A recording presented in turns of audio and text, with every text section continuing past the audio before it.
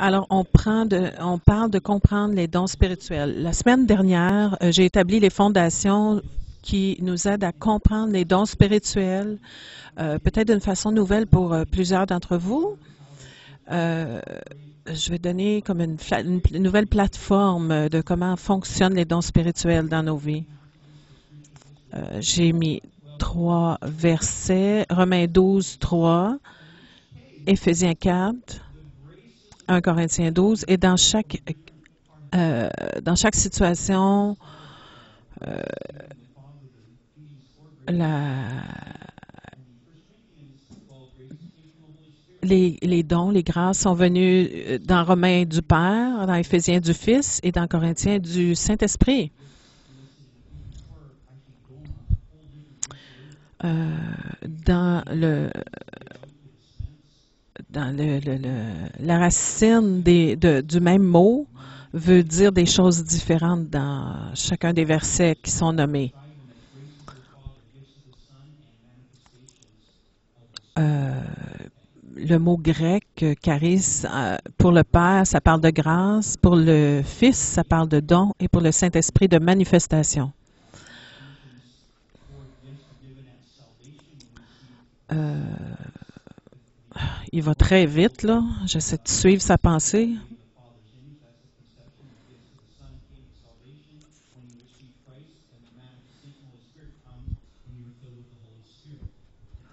OK. Quand on est né, on reçoit la grâce du Père. Quand on accepte Jésus, on reçoit les dons du Fils. Et au travers de nos vies, la manifestation du Saint-Esprit. Ce qui sert pour le service dans l'Église. Mais je suis étonnée, épatée de voir la grâce de Dieu. Avant même que nous soyons sauvés, avant même qu'on ait été créés, il nous a donné assez d'habileté, de grâce, c'est-à-dire avant d'être chrétien. Il nous a donné tout ce qui est nécessaire afin de pourvoir pour nous. Puis quand on est devenu chrétien, il nous a donné accès aux dons et à la manifestation du Saint-Esprit. Alors, on bénéficie plus de dons, en fait, que les gens qui ne sont pas sauvés parce qu'on reçoit de la part du Fils et du Saint-Esprit. Regardons le contexte de Romains 12.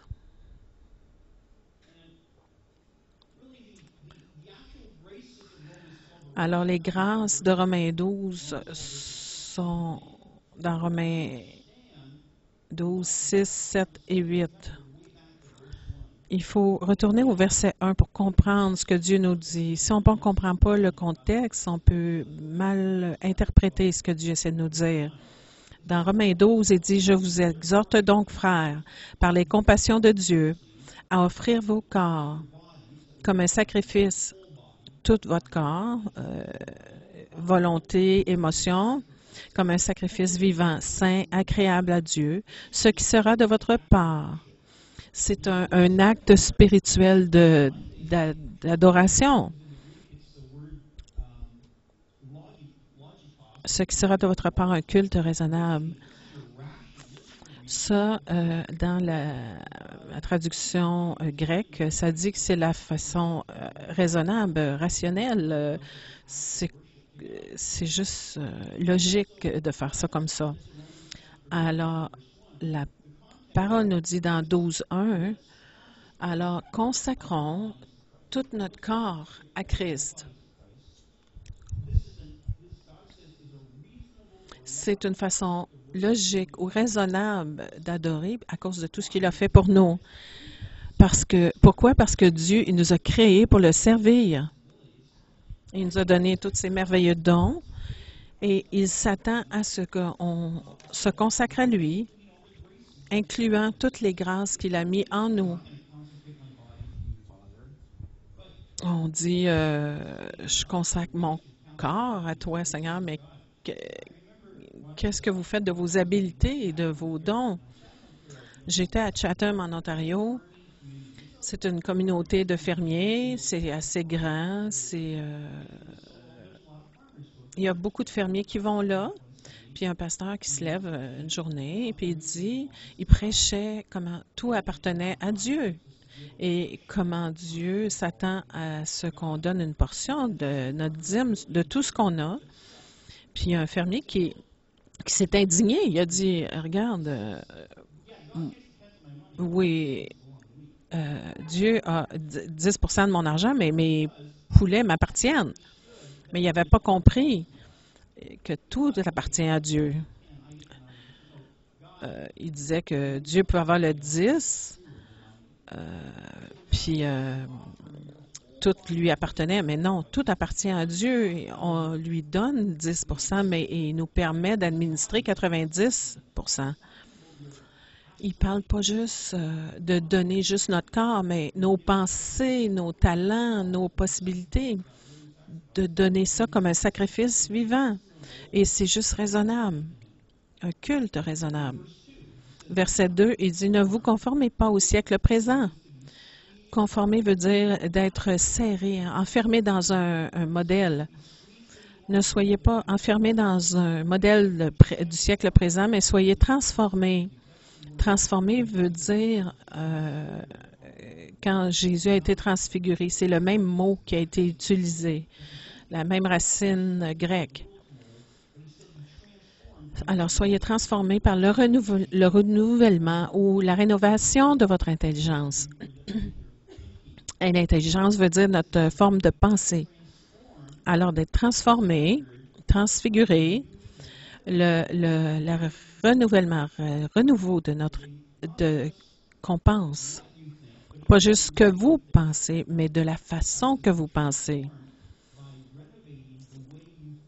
Alors, rénovons notre façon de penser afin que vous discerniez ensuite, quand on va avoir notre pensée soit renouvelée, de penser comme Dieu et non de notre façon, de discerner quelle est la volonté de Dieu, qui est bon, agréable et parfait. Discerner, ça veut dire être examiné, d'être testé. Une fois qu'on a compris la façon qu'on pense, on va être capable d'examiner la volonté de Dieu. N'est-ce pas intéressant d'examiner la volonté de Dieu?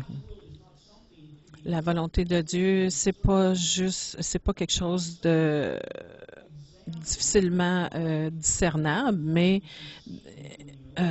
c'est de discerner ce que Dieu fait dans nos vies. Parce que des fois, on passe complètement à côté de ce que Dieu veut nous dire et faire dans nos vies.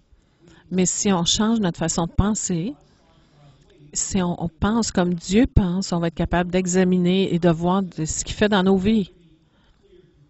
Et ça donne des conclusions assez claires de ce que Dieu veut faire. Alors, c'est ce que Paul essaie de nous dire au verset 2. Arrêtez d'être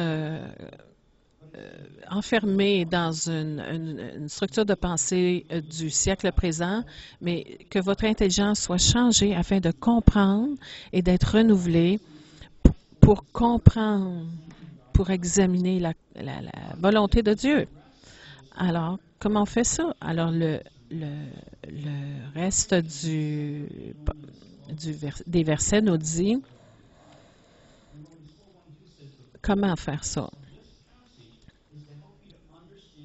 Alors, les 2 premiers versets disent que voici le but des prochains versets, c'est de comprendre la volonté de Dieu. Les prochains versets vont nous montrer la volonté de Dieu. La chose qui est triste, c'est que des millions de chrétiens, ils jeûnent, ils prient, ils vont chercher du conseil, ils veulent savoir la volonté de Dieu dans leur vie. Puis en faisant ça, de cette façon-là, on rend comme la volonté de Dieu quelque chose qui est vague, qui est difficile à atteindre. Mais la volonté de Dieu, généralement, là, c'est de...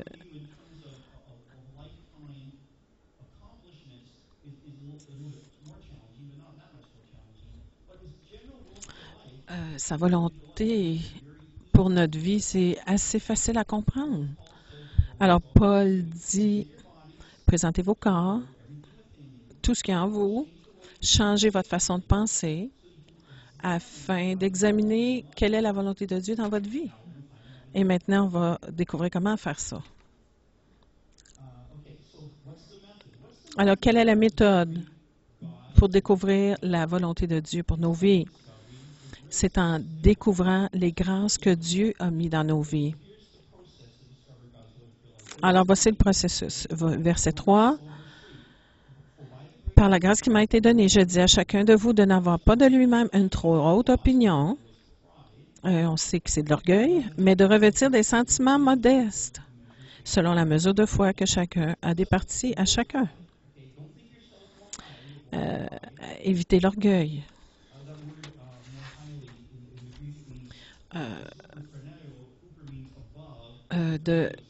La racine grecque veut dire trop haute, pour que notre pensée soit pas penser d'une façon supérieure, pas penser qu'on est supérieur, pas penser qu'on est au-dessus des autres. Ça, c'est de l'orgueil. C'est ça, l'orgueil. Pensez pas que vous êtes meilleur ou vous avez plus de dons qu'un autre. Mais aussi, ne pas penser que vous êtes plus modeste non plus, parce que c'est de la fausse humilité. Ne pas être trop modeste, pas penser que vous avez rien, vous êtes un vaisseau vide. Ça, c'est des poubelles. Dieu a mis des choses dans vos vies, il a mis des grâces dans vos vies. Si vous êtes bon à quelque chose, c'est bon de dire que vous êtes bon. Si vous êtes bon pianiste ou un coureur, c'est bon de dire ça. C'est pas de l'orgueil. C'est juste d'être honnête. Pensez à vous avec un jugement raisonnable, sobre. Regardez ce que Dieu a fait pour vous. Ça, c'est l'honorer en reconnaissant les habiletés que nous avons.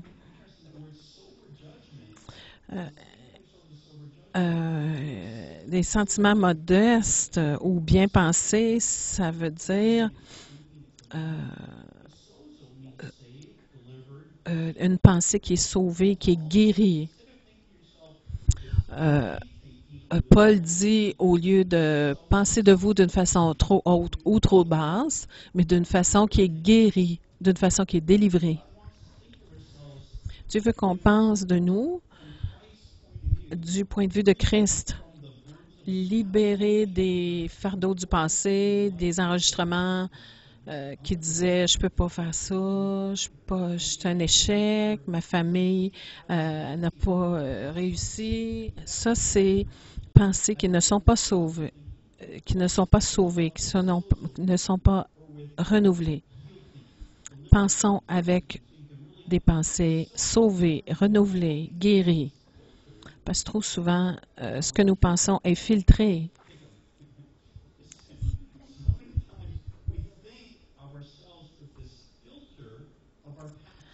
Avec le filtre du passé, le filtre de nos échecs, les étiquettes que les gens ont posées sur nous. Ayez maintenant cette pensée sauvée. Et aussi avec la mesure de foi que Dieu nous a donnée, la mesure de foi qui nous a été départie à chacun de nous. Dans ce contexte, quelle est la portion de foi que Dieu nous a donnée? Dans ce contexte, c'est les grâces, la foi qu'il va utiliser, les grâces qu'il a placées en nous. Ce n'est pas de faire grandir notre foi, mais c'est d'examiner la portion de foi que Dieu nous a donnée. La portion de foi que Dieu nous a donnée est directement reliée à ce que Dieu veut qu'on fasse, les talents qu'il nous a donnés. C'est là qu'il veut qu'on aille, qu'on fasse, qu'on accomplisse sa volonté. Ce que Dieu vous a donné, alors Dieu vous encourage à vous en servir dans la foi pour le servir.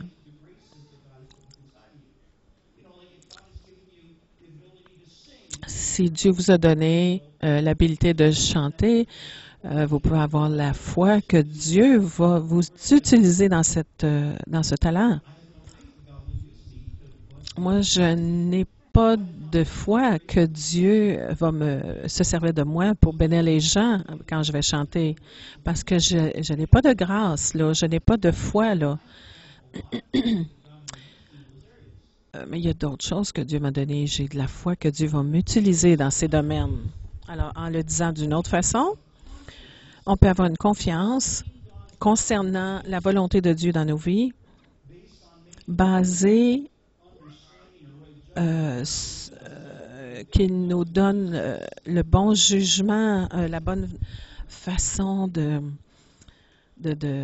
d'agir dans nos vies parce qu'on fait ce qu'il nous appelle à faire.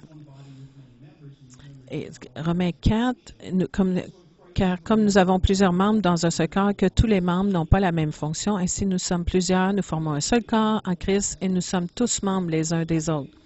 On pourrait avoir une étude complète juste sur ce verset, mais ce qu'il dit, comme notre corps a plusieurs membres, ils fonctionnent ensemble. Nous sommes membres du corps de Christ. Nous avons différentes fonctions dans le corps de Christ. Mais nous pouvons accomplir la volonté de Dieu dans nos vies si on travaille en relation les uns avec les autres. Il y en a qui disent, je veux connaître la volonté de Dieu, mais la personne fait ça toute seule. Vous avez besoin d'être en relation avec le corps. Vous ne semblez pas convaincu, chacun de vous. Il est totalement impossible de accomplir la volonté de Dieu par soi-même, tout seul. Ah, je suis appelé à être un chanteur. Oui, mais tu as peut-être besoin de musiciens. Je suis appelé à être missionnaire. Tu as peut-être besoin de gens à qui parler, de gens qui vont t'envoyer, des gens qui vont te supporter financièrement. Aucun de nous ne peut accomplir la volonté de Dieu par soi-même. Il faut dépasser ça. Il faut aller dépasser cette pensée.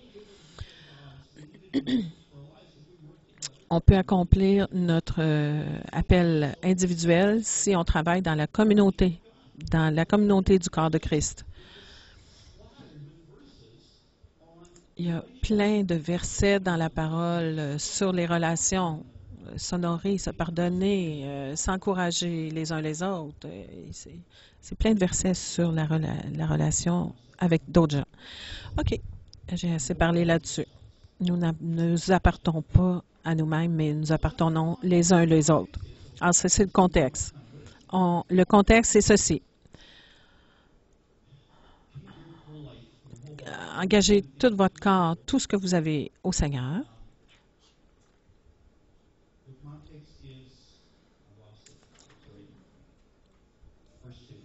Verset 2.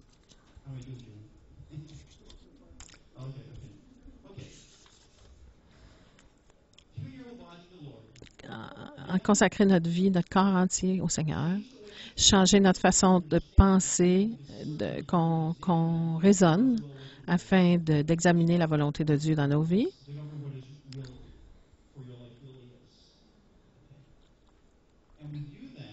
Et on fait ça en ne pensant pas qu'on est meilleur que les autres, qu'on est pire que les autres, mais avec une pensée sobre, discernant, évaluer, examiner ce que Dieu a placé en chacun de nous. La volonté de Dieu est en vous. On va à l'extérieur pour trouver la volonté de Dieu. On va dans le monde, on regarde au ciel, à gauche, à droite, aux autres. Mais non, la volonté de Dieu est en vous. Alors, avoir notre pensée en ligne avec Dieu et ensuite croire que Dieu va nous utiliser basé sur ce qu'il a placé en nous. Et comprenant que nous allons que Dieu va nous diriger vers des gens qui vont nous aider là-dedans. Alors, verset 3, il dit, OK, vous voulez connaître la volonté de Dieu,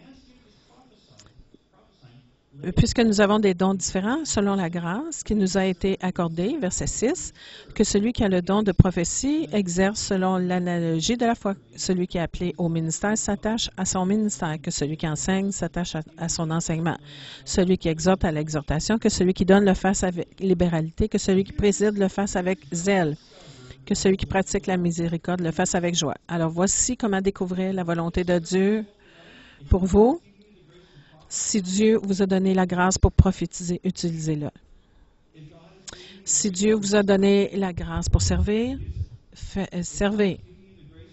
Si vous avez la grâce pour enseigner, utilisez-le.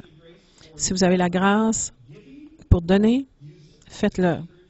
Encourager, faites-le. La grâce pour être présidé, faites-le. Si la grâce pour être miséricordieux, et si vous faites ça, vous commencez à accomplir la volonté de Dieu dans votre vie. Dieu veut vous amener à découvrir les grâces qu'il a placées dans vos vies et afin que vous commenciez à les utiliser dans votre travail, dans votre environnement. Vous n'avez pas besoin de jeûner, prier, vous plaindre, gémir devant Dieu pour comprendre. Examinez ce que Dieu a placé dans vos vies. Et comme vous utilisez les grâces de Dieu dans vos vies, qui sont dans vos vies, et ça va devenir de plus en plus clair. OK, la pensée générale a été donnée. Maintenant, on peut affiner le don. OK, ensuite, nous avons les descriptifs des motifs et comment administrer tout le chapitre 12, c'est comment découvrir les grâces de Dieu dans nos vies.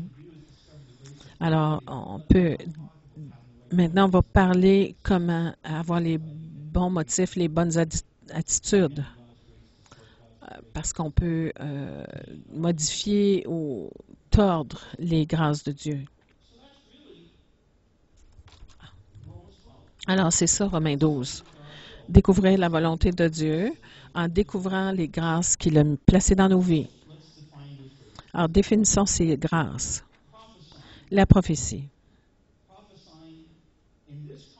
Dans ce contexte-ci, veut dire de faire connaître, de parler en avant, de dire des choses, d'affirmer. Alors, la racine primaire, déclarer d'une façon claire les pensées d'une personne à un groupe de personnes. Vous parlez pas vos pensées, pas ce que vous pensez, pas ce qu'il y a dans votre pensée, mais ce que quelqu'un d'autre pense et dit. Alors, il faut le dire, c'est ça, prophétiser. Dans le monde surnaturel, alors nous prenons ce que Dieu dit et nous le déclarons. Ce qu'il pense, nous le déclarons. C'est la manifestation de la prophétie. Mais dans ce contexte, les grâces du Père qui ont été données à la conception, le type de prophétie mentionné là, c'est pas le surnaturel, la façon surnaturelle de prophétiser, mais c'est une façon de parler dans tous les jours. Il y a des gens qui, quand ils prêchent, ils prophétisent plus qu'ils prêchent. Ils parlent de la façon que Dieu a écrit sa parole. Ils prophétisent la parole de Dieu.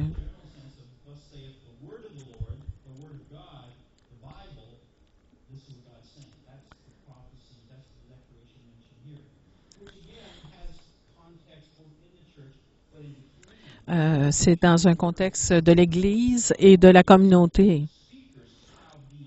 Il y a beaucoup de motivateurs, de conférenciers motivateurs qui ils ont le don, la grâce de prophétiser. Parce que dans Romains 12, ça parle de parler d'une façon inspirée. parler d'une façon convaincante, avec intérêt et inspiration. Il y a beaucoup de politiciens qui ont ça, cette grâce de prophétiser, une grâce naturelle, juste de déclarer des paroles d'intérêt avec conviction et la semaine prochaine et l'autre semaine, on va parler du don de prophète. Le service. De service, s'occuper, aider, faire des commissions. La grâce de servir fait référence à servir quelqu'un, les appuyer, les rendre service. On peut faire ça dans le monde du travail. Il y a beaucoup de secrétaires administratifs. Ils servent leur patron, leur directeur. Dans l'industrie, ils servent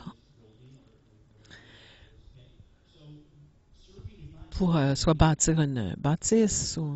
Et dans l'Église, le mot d'Église, ça, ce sont, comme je vous dis, ce sont des grâces qui vous ont été données quand vous avez été créés, parce que vous êtes créés à l'image de Dieu.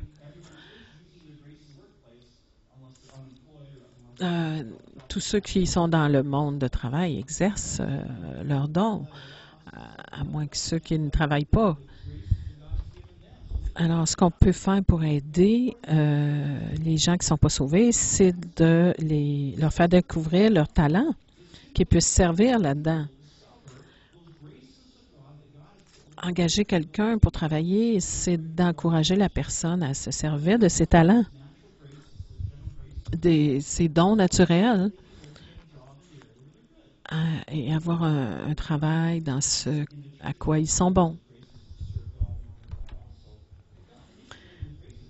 Mais c'est fondamentalement, Dieu nous a donné ces dons-là, ces grâces-là pour vivre à tous les jours, servir un peu partout. L'autre, c'est en enseignement. C'est enseigner, instruire, faire apprendre. La grâce d'enseignement, c'est d'instruire d'une façon que les gens qui écoutent ne peuvent pas faire autrement que d'apprendre.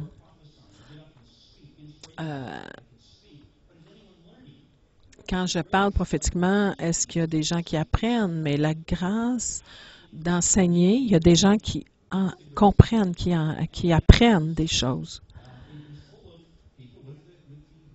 Alors, dans le système séculier, il y a beaucoup de gens qui ont le talent d'enseigner. Malheureusement, dans les écoles, il y a des professeurs qui n'ont pas ce talent d'enseigner. Puis, on écoute cette personne parler, mais on n'apprend pas vraiment ce que cette personne doit nous enseigner. Ensuite, l'encouragement. Parakaleo, ça veut dire, para, c'est près, proche, et kaleo, c'est appeler, se rapprocher, inviter, consoler, encourager, exhorter, supplier, consoler, oui, d'être de réconfort.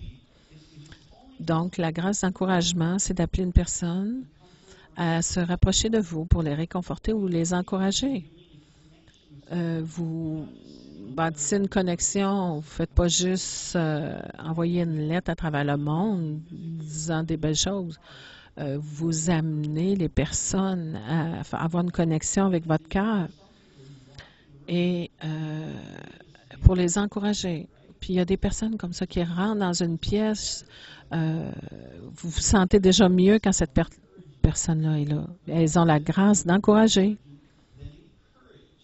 Si vous avez ce don, la parole dit donc encourager.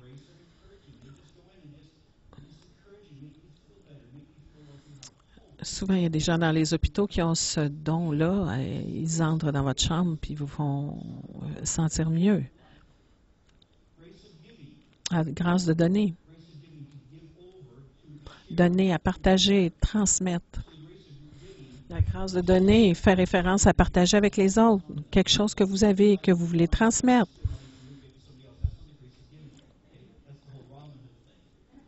Si je vole l'argent d'un pour vous donner à vous, ça, c'est pas la grâce de donner. c'est d'avoir bien administré nos richesses pour être capable de donner aux autres. C'est ça, la grâce de donner. Vous avez 2 manteaux? Ah, j'en ai juste besoin d'un. J'ai 2 TV, tiens, je vais t'en donner une. J'ai 2 autos. Chuck Clayton a exprimé ça dans sa vie. Il avait la grâce de donner. Il en achetait souvent 2, puis il en donnait un. À tous les ans, il donnait une voiture. Il achetait des vieilles voitures, il les réparait, puis il les donnait. Mais c'était avec tout. Il donnait des livres, des vêtements. Il est incroyable comment Dieu l'utilisait parce qu'il avait la grâce de donner. Ça peut être de l'argent, mais ça peut être de la nourriture, des biens matériels. Pasteur Cathy aime cuisiner et donner ce qu'elle... Et je crois que Kelly a fait ça maintenant. Elle cuisine puis elle donne. Je faisais des farces avec elle quand on était à Peterborough. Elle avait le ministère des muffins. Elle se levait le matin.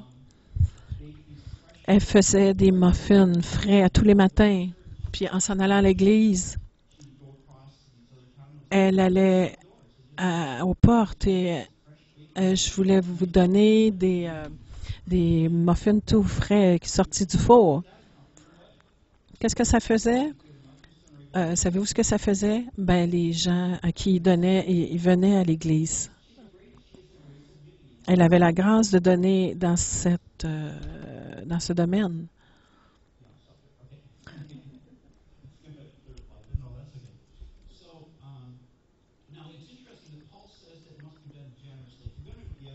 Ce qui est intéressant de voir que Paul dit de le faire d'une façon généreuse. Généreusement veut dire pas le donner avec des motifs de recevoir en retour, mais de donner d'une façon sans motif, c'est ça, sans lien attaché à ça, sans attente de retour. Ceux qui ont le don de donner, ils aiment donner. L'autre, c'est présider, s'étonner devant officier, gouverner, gérer, être responsable de. La grâce de présider fait référence à gouverner ou avoir la charge sur un groupe de personnes, mais avec l'objectif de gestion efficace, pas de contrôle ou de pouvoir. Un dictateur, un tyran, il dirige pour contrôler, mais le vrai but de diriger, c'est d'amener de l'organisation, d'amener à gérer des gens afin qu'ils soient effectifs, efficaces dans ce qu'ils sont appelés à être et à faire. Et Paul dit, si vous avez la grâce de présider, faites-le avec diligence. Avec diligence veut dire de tout cœur, mais volontairement. Vous ne pouvez pas diriger si vous êtes facilement découragé ou déprimé. Vous ne pouvez pas diriger si ça vous prend des mois à prendre une décision. Si ça vous prend beaucoup de temps à prendre une décision. Ou si vous êtes découragé tout le temps. Premièrement, vous n'avez pas la grâce de présider ou vous l'avez, mais vous avez besoin de guérison intérieure ou de délivrance. Parce que pour diriger, il faut faire des décisions rapides. Il faut rester encouragé et croire que votre cause est importante et vous allez persévérer. Voici les choses qui marquent un apôtre. Les signes et les prodiges s'accomplissaient avec persévérance. Matthieu 16 disait que tous devront opérer dans les dons et miracles parce que les signes accompliront ceux qui auront cru. Donc, ceux qui croient, les chrétiens, vont chasser les démons, guérir les malades. Les signes, les prodiges doivent suivre tous les croyants. Une des marques de l'apôtre, il fait toutes ces choses avec persévérance. Il n'abandonne pas. Quand les autres ont le goût d'abandonner, lui, il refuse d'abandonner. C'est un signe du don de présider. Si vous ne pouvez pas faire des décisions rapides ou vous êtes déprimé, découragé, vous n'avez pas la grâce de présider ou vous avez besoin d'être délivré, recevoir de la délivrance. Ensuite, numéro 7, pratiquer la miséricorde. Le grec, c'est faire preuve de compassion en parole et en acte. Faire preuve de pitié ou de miséricorde. Très simple, mais très clair. La grâce de faire la miséricorde, c'est pas d'avoir de la compassion, mais c'est de montrer de la compassion.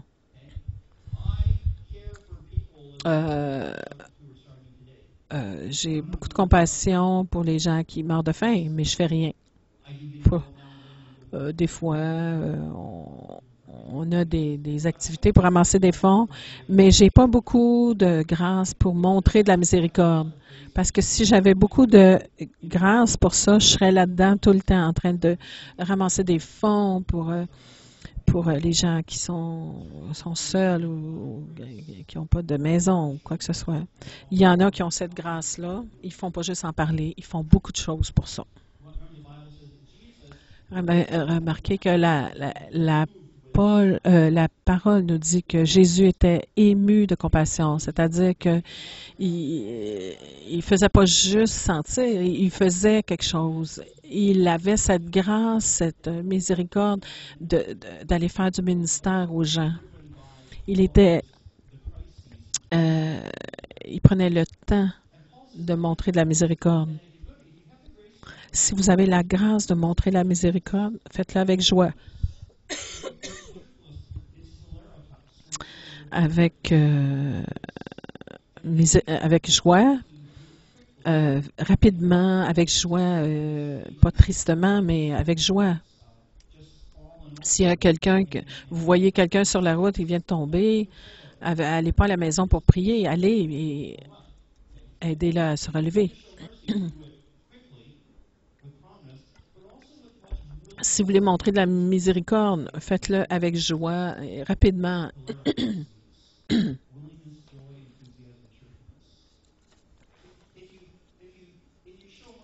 Si vous montrez de la miséricorde, puis vous traînez les pieds pendant que vous le faites et que vous vous plaignez, ah non, faut que j'aille aider cette personne-là, alors vous n'avez pas cette grâce-là.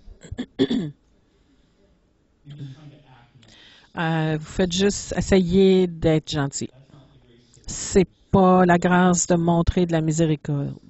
C'est les gens qui ont le don de miséricorde, ils n'ont pas besoin de se forcer. Ça vient tout naturellement.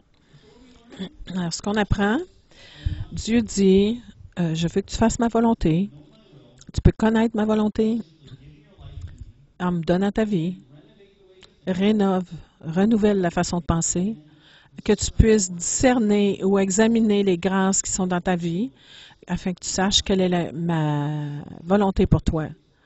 Il ne s'attend pas à ce qu'on exerce des dons qu'on n'a pas. Qu'est-ce qu'il y a en vous? Juste en donnant ces définitions. Et il y en a qui ont dit, je suis sûre, ah oui, j'ai ça. Vous n'avez pas besoin d'aller à l'école pendant des années pour apprendre la volonté de Dieu. Tout de suite, vous pouvez connecter avec les grâces que Dieu vous a données. Alors, des expressions de la grâce de Dieu. La prophétie, prédication, enseigner l'école du dimanche, les cours bibliques, missionnaire, enseigner l'école biblique, écrire, enseigner, être motivateur. Ceux qui écrivent de la poésie, c'est le don de prophétie. Écrire des choses pour encourager les gens. Conférenciers. Il y a dans les notes, sont là. J'essayais de vous donner des façons pratiques d'exprimer ce que vous avez, ces talents que vous avez. Il y a sûrement plus que ça, là, mais j'en ai mis quelques-uns. Laissez-moi expliquer.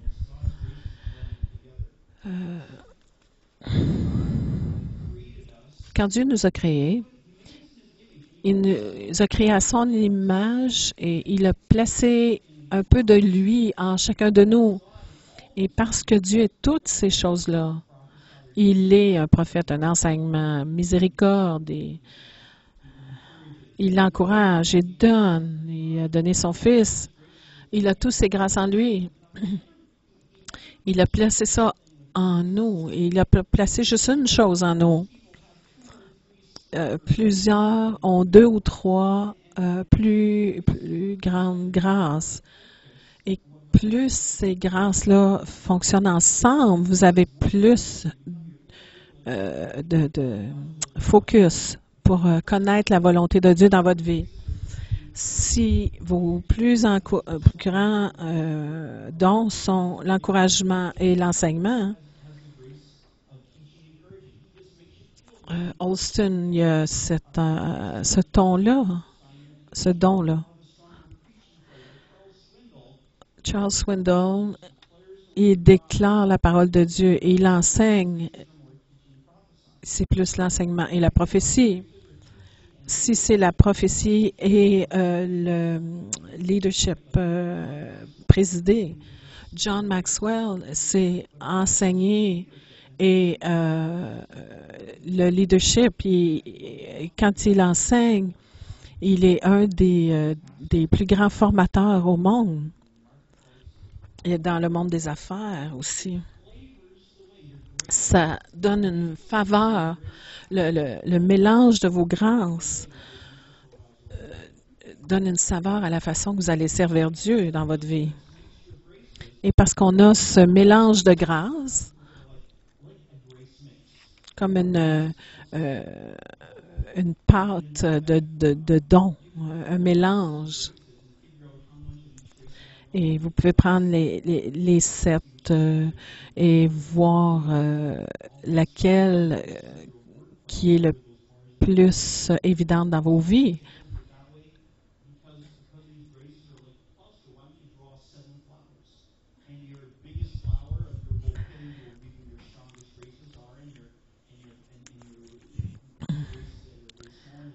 Il y en a qui disent soit faire des lignes ou d'autres faites une fleur à chaque don que vous avez, ça va faire un bouquet. Alors, c'est toutes des façons de trouver la couleur que vous avez dans votre service. Il dit, moi, je suis pas un gars de fleurs, je suis plus un gars à faire des lignes. Alors, trouvez la méthode qui vous convient pour trouver qui vous êtes. Alors, Dieu nous a créés pour ne pas qu'on puisse accomplir sa volonté toute seule. Nous avons besoin des autres. Alors, trouvez des gens qui sont plus forts dans les dons que vous n'avez pas. C'est-à-dire les dons qui sont forts chez vous et ceux qui sont plus faibles. Trouvez quelqu'un qui est plus fort dans vos faiblesses. Bon, là, il donne un exemple. Si on essaie de former une activité, puis programmer une activité, puis on a juste 7 leaders, il n'y a rien qui va se faire. Mais si on a 7 personnes qui ont le don de servir, il n'y a rien qui va se faire parce que personne est en charge. Alors, quand vous faites quelque chose, vous devez avoir différentes personnes et différents dons. Et les équipes qui fonctionnent le mieux, ce sont des équipes représentées qui ont plusieurs dons représentés. C'est comme des personnes qui ont la miséricorde, deux qui ont le don de donner, un ou deux qui ont le don de présider. Alors, si on veut être efficace, il dit, moi, je sais quelles sont mes grâces. Je sais quelles sont mes grâces. Si vous savez quelles sont vos grâces, utilisez-les. Mais si vous dites, je ne sais pas quelles sont mes grâces, je suis nouveau dans le Seigneur, je n'ai pas beaucoup d'expérience, je ne suis pas vraiment sûr quelles sont mes grâces, mais pour ces gens-là, J'ai développé quelque chose, c'est le questionnaire des grâces de Dieu. Vous avez juste à lire ces déclarations et marquer 1 à 10 sur la colonne. Les instructions sont là. Vous marquez tous les numéros et vous savez où sont vos grâces les plus grandes. Alors, si vous avez un ordinateur, allez sur Internet. Il y a un site Internet à la fin, destinyapostolique.com, GIF, et téléchargez le questionnaire.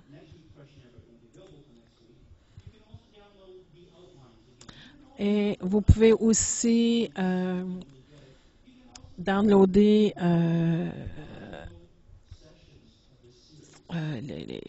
les notes de ce sermon, la fonction audio aussi.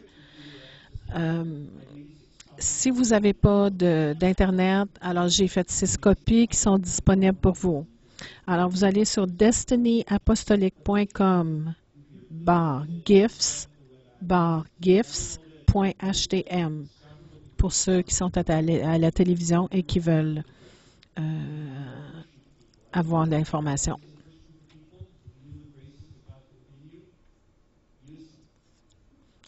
Alors, ceux qui connaissent leurs dons, utilisez-les dans votre environnement, à l'église, dans votre travail. Plusieurs de vous, vous allez au travail et notre travail ne convient pas nécessairement, ne va pas avec nos dons, nos appels. Des fois, vous allez arrêter votre emploi parce que vous ne vous sentez pas bien. Des fois, peut-être juste faire des changements au niveau de la compagnie. Dans l'Église, Dieu ne veut pas qu'on soit frustré, brûlé. Il veut simplement qu'on lui donne notre vie, qu'on renouvelle notre intelligence, qu'on puisse examiner ce que Dieu a placé en nous et l'utiliser. Et si vous faites ça, vous allez accomplir la volonté de Dieu pour votre vie. La volonté de Dieu est en vous. Il l'a placé là quand il vous a formé dans le sein de votre mère.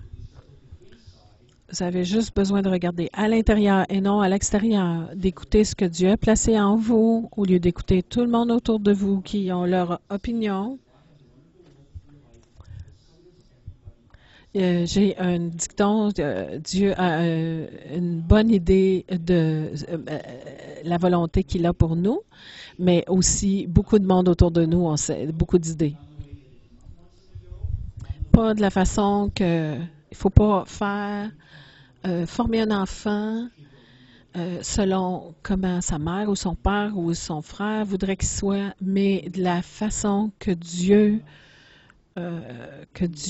veut qu'il soit. Levons-nous ce matin. Nous allons prier.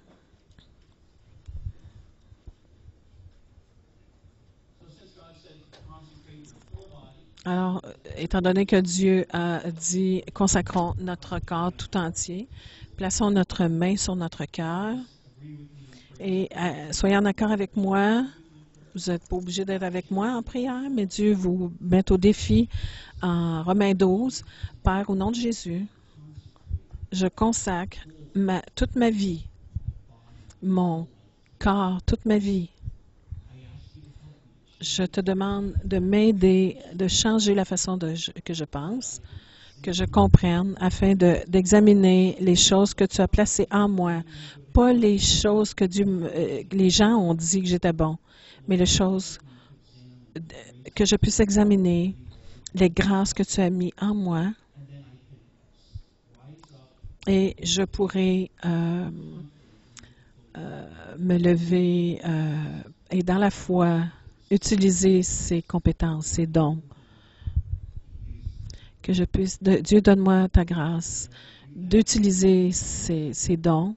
Et je sais que si je fais ça, je vais être joyeux Je sais que je vais accomplir ta volonté et je vais avoir des fruits dans ma vie parce que je te sers selon la grâce que tu as mis en moi.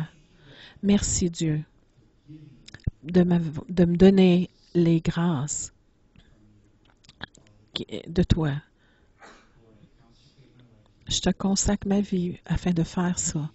Dans le nom de Jésus, et ceux qui sont d'accord disent Amen.